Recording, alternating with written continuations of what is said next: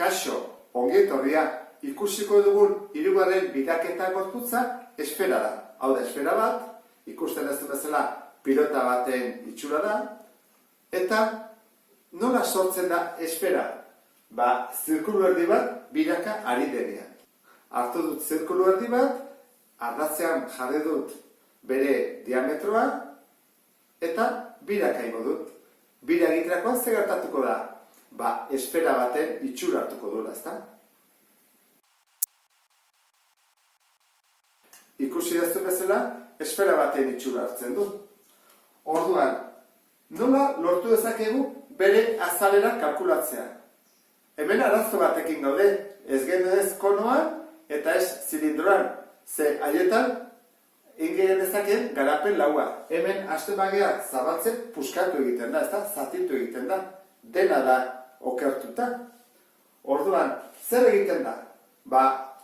Gauza bat esango dizut, zuk jakiteko. Pentsatzen dut, ez duzula ezagutzen. Nik hau sartzen badut zilindro batean, justu zilindro batean, orduan, hau ezaguteteke horrela.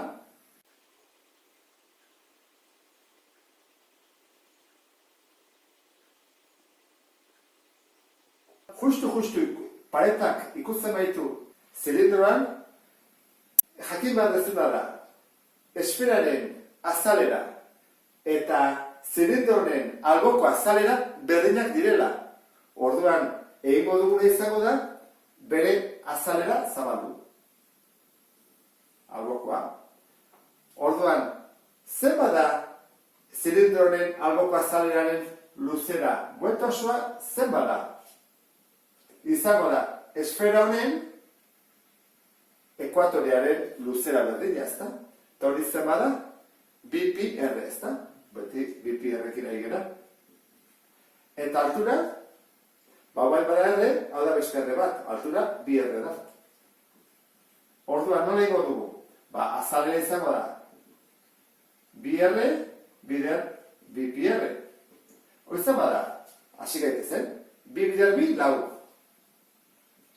Pi jartzen dut, R bider R. Zen bada, R bider R da, R berbi. Horra, gu ikasi behar dugun formula, hau da. Jakin behar dugu, non diatoren formula hau? Gehienak behar bada ez duzute behar, baina batzuk nahi izaten dute jakin non diatoren lau pi R berbi. Zer badio bestela magikoa dela, ezta? Orduan, hartuko dugu formula.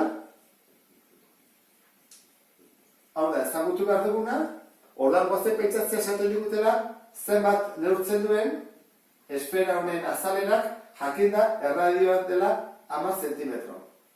Zer egin behar dugu? Behin behar dugu azalera berdin, lau bider pi, bider 10 berbi. Hau da, 200 bider pi. Eta hori da, 1296, koma, irurogeita biribilduta. Zentimetro karratu.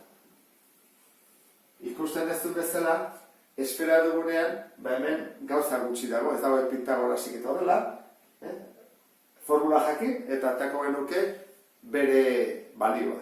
Beste bat arte, agur.